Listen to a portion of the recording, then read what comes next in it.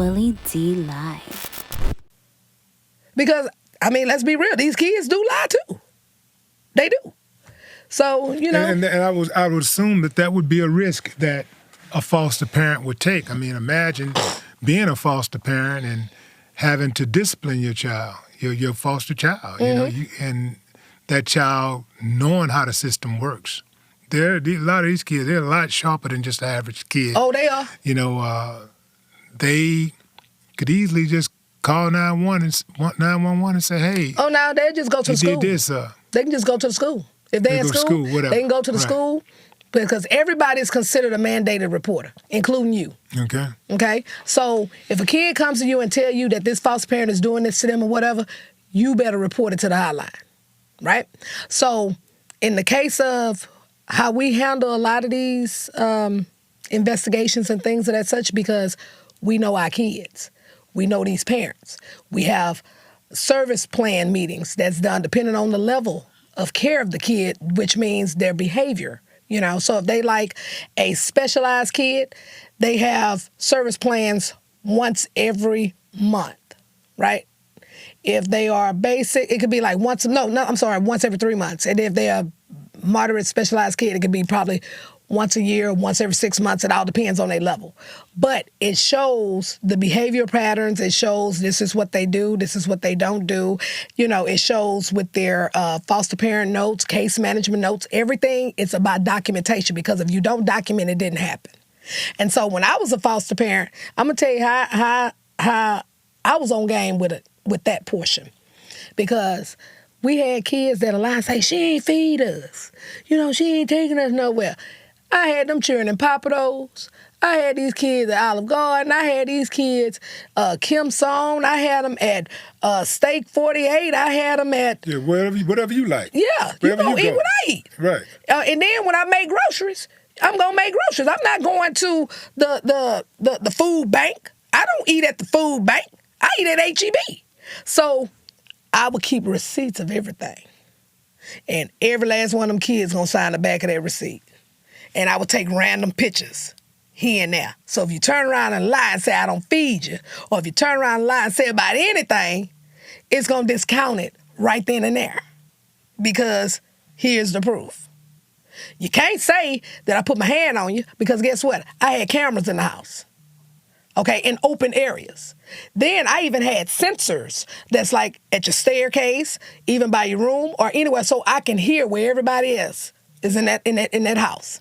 And then I even had intercoms in each and every last one of their rooms. So I don't got to be yelling all across the house. I'm hit the intercom. Hey, come on down here. Let's, woo, woo, woo. You know, and then I also made sure that we had fresh fruit on the counter.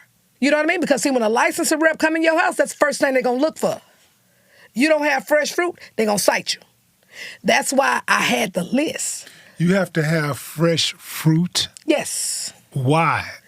Because if a kid gets hungry and the kitchen is closed, they need to be able to have some accessibility to something to eat. You have to have fresh fruit?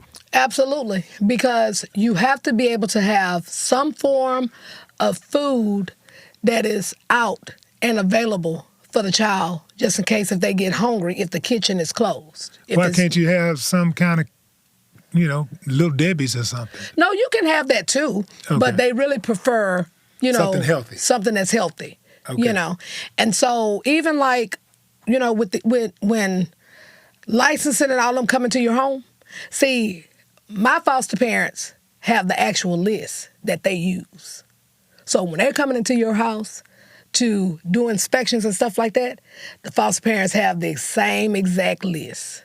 So they can dispute anything that they do, and that's how I can come in and attack them. Do they randomly show up? Yeah, they can. They can randomly show up. They can do mock inspections, and that's a mock inspection is that they'll probably have like a little random list, and one of your homes may pop up, and then they'll let you know, hey, we need their home study, we need a portion of their files, because we're going to be going out to the home to do a mock inspection. And then they want to just go in to see if they following the minimum standards when they go out to the home. But see, if you keep your people equipped so they know what they're looking for, then you really don't have nothing to worry about.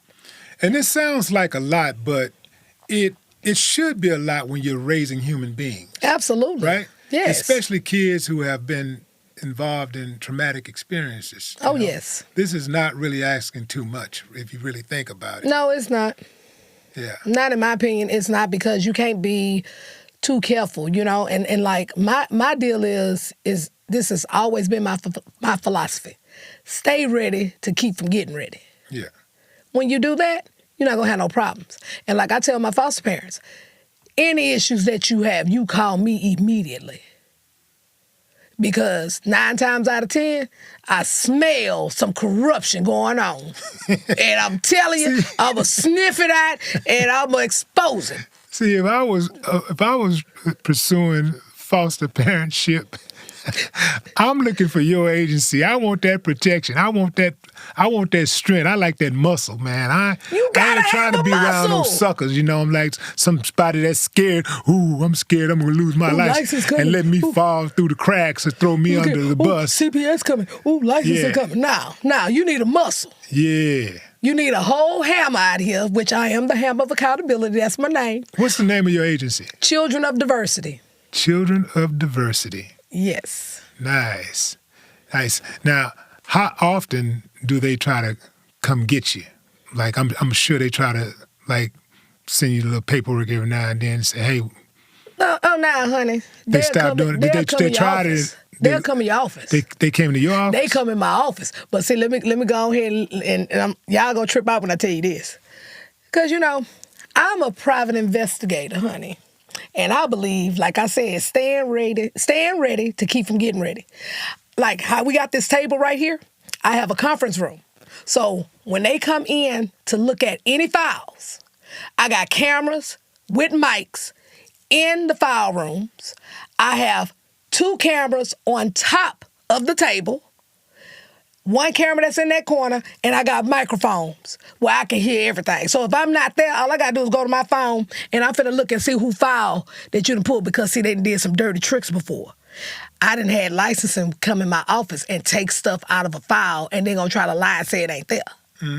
Now, let me tell you how I fixed that problem. I have a compliance officer that used to work for both agencies. That works for you now. That work for me. And I'm going to tell you this how I get her to do it. She goes in and reviews everybody's files weekly. And she has a compliance binder, right? Whatever file she's reviewing, she make copies of sections that she done reviewed and put it in that binder. You know them jokers tried to do that to me probably about 2 years ago? They went in my personnel file and tried to say that I didn't have a training. And my compliance officer just went through my file maybe a day ago. So, let me go to these cameras. You took it out, didn't you? No, yes you did.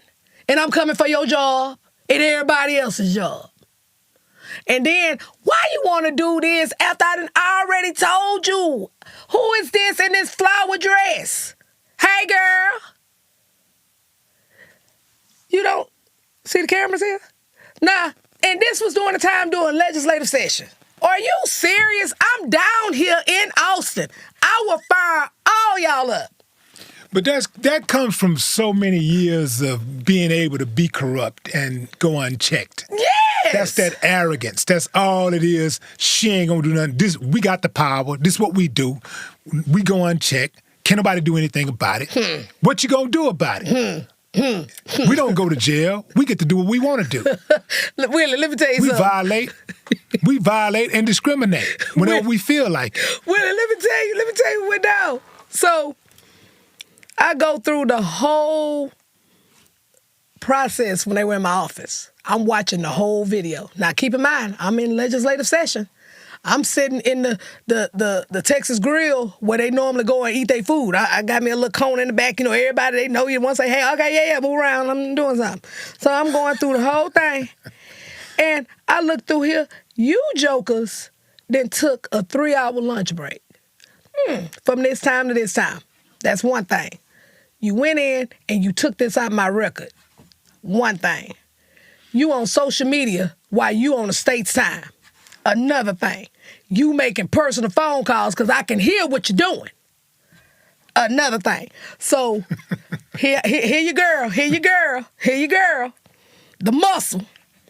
I go to the headquarters of Human Health Services and speak to, I don't think they no longer work there, but when they were there, and I had one of the Democratic officials with me. See, it's a certain pin that we wear. I just had her sit right there. And I turned around and showed them the video. So, I'm going to tell you what you're about to do. You're going to fire all of them. Because if you don't, I'm going to bring this right on back over here to this Capitol so Senator Miles and everybody else take a look at this. So how you want to do it? And then I'm going to turn around and do a press conference and I'm going to blast you out. So how you want to do this? When they come in my office, they walk on eggshells. And I make it on purpose because if you go in my office and they come in my conference room, they see me on pictures with powerful people all around that office. I call it the wall of intimidation. Now, somebody's watching this, right, or listening to this, and they're saying to themselves, oh, man, don't tell them what you're doing. Don't tell them everything. Don't tell them what's going on. They already know. That's why they're coming out on eggshells. That's why if you are a current foster parent in the Houston area or kinship or want to adopt, you want to be with the muscle. You know, it's kind of like, you know, speaking on this the way you're speaking on it right now, being as candid and transparent as you are, is kind of like somebody who would have cameras outside of their house. The cameras are there to intimidate, they're to what's the word I'm looking for? It's detract. You know what I'm saying? You don't want the person to actually come into your house, but if somebody see the camera, they know Big Brother watching. They know somebody watching, so it deters. What the word I'm looking for? It's there to serve as a deterrent. So, you know, somebody see the camera. You know what? I ain't gonna go into that one because they got the cameras up. Well, there's cameras everywhere. But it don't mean that somebody won't be bold enough to try it anyway. And that's what I'm trying to tell you. Yeah. And that's what happened, bro. Right. And then even like, I really don't have a high turnover rate with employees either. Like, I've had people that's been with me since I opened. And how long has that been? Since 2010. Okay. And I'm the type of boss, I got your back. You got mine, I got yours. You come in my office with that mess, I'm going to handle you. So, you're not going to get upset if you have to be disciplined because you dropped the ball on something. So, you're not going to go in one of them files and take something out of it and then call the CPS hotline and say, oh, they don't have this in their files. And then when they come in, the investigators come in, they can go right to that file, and you done got probably about 50 deficiencies.